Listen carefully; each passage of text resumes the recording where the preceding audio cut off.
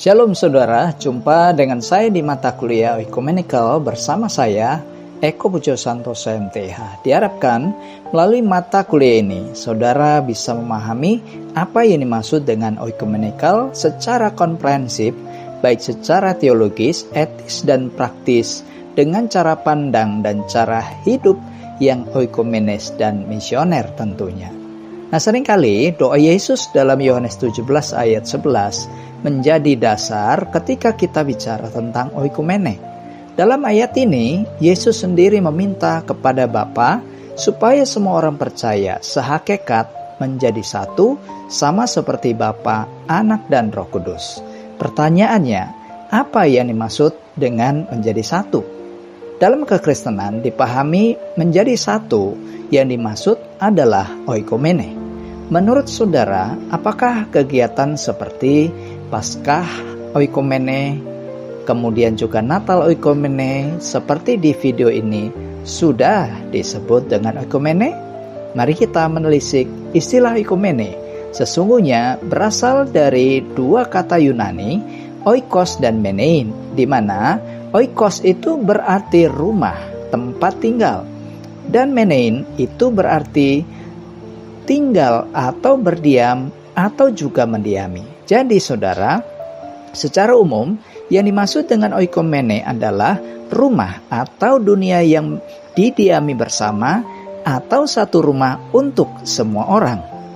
Demikianlah dalam sejarahnya, oikumene pada awalnya bicara masalah politis pada waktu itu menurut Herodotus, yaitu wilayah kerajaan Romawi seperti yang tertulis dalam Lukas 2 ayat 1.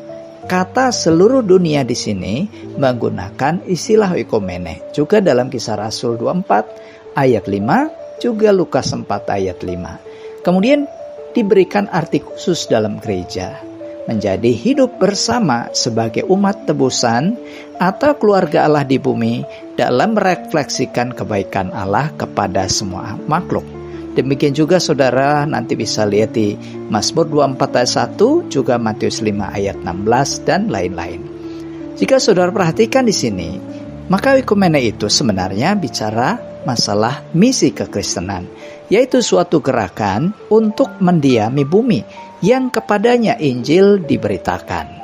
Bukankah itu juga yang dimaksud oleh Yesus di Matius 28 ayat 18 sampai 20 yang sering disebut amanat agung, juga dalam Kisah 1 ayat 8. Abineno memberikan istilah satu bumi, satu budaya, satu kerajaan, hingga sampai kepada pengertian satu gereja yang esa yang disebut dengan GKYE.